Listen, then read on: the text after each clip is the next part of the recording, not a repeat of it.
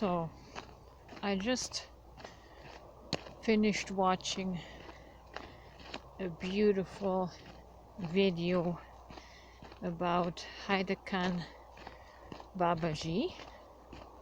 A friend had posted the link, and truly a remarkable life, very much similar to that of Jesus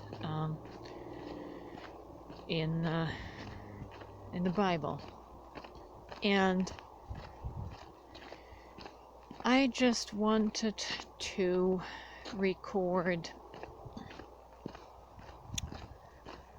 what my soul is feeling in response to that. The documentary very much is an overlay, could have been a modern day overlay of the life of Jesus 2,000 years ago. And I believe that every now and then this God consciousness incarnates in a very pronounced, miraculous way. But at the same time, as I was witnessing this exceptional person as he manifested himself in this world, at the same time I was paying attention to how my soul was beginning to feel. And I came up with a feeling of resistance in the same manner as I do toward the story and account of Jesus. And I honestly question myself, is there something so badly wrong with me that I seem to find a fly in the ointment whenever I see something? Or is there something that I am supposed to realize and learn from this feeling that rises within me? And the only thing that I can come up with, as I am trying to interpret the feeling within me, is that we experience an example of what the God life looks like, and we start comparing it with the life of Jesus, with the life of Babaji, which are such rare instances that the average human being can start to feel like these are unattainable heights, unattainable levels. And the way the natural mind interprets that is that I can never be that.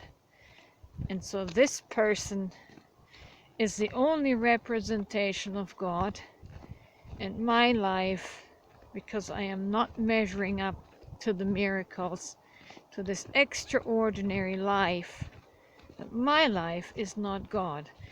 And we end up with the same thing that has troubled humanity ever since the beginning, that we end up worshipping and giving our devotion to these high masters, and we're aspiring to be like them, but in the process we experience a disconnect in our soul through this natural inclination of saying, well, He is God, that is God, and I can never attain to that. I can never attain to that.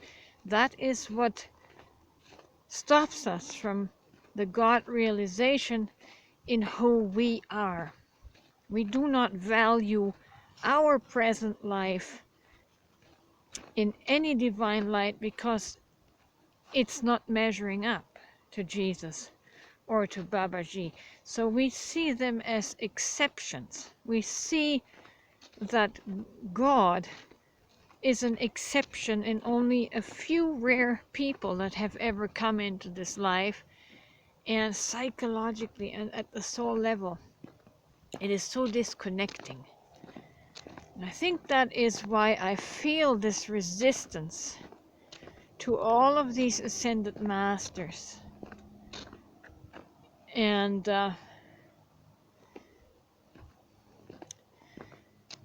maybe it's my ego, I don't know, but something in me just it just makes me feel lesser. It makes me feel lower.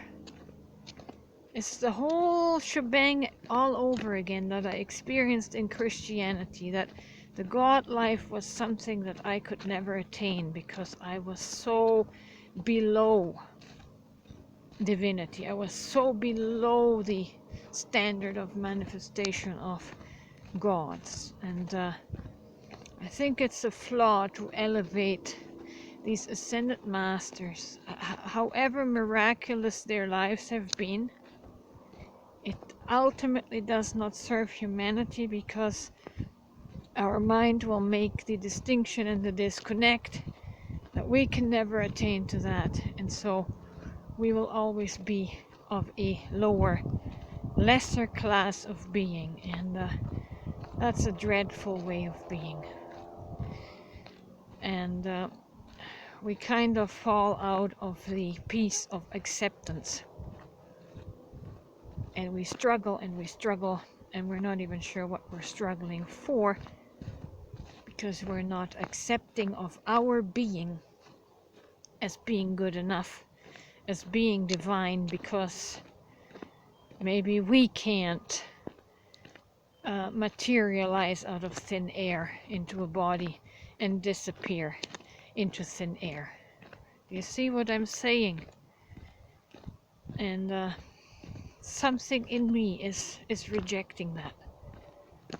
Something in me is rejecting that reality, and maybe I am totally off on the wrong path, but I can't go against that which I feel on the inside. I've got to be true to that which is on the inside of me, which is, I believe, the spark and divinity of God.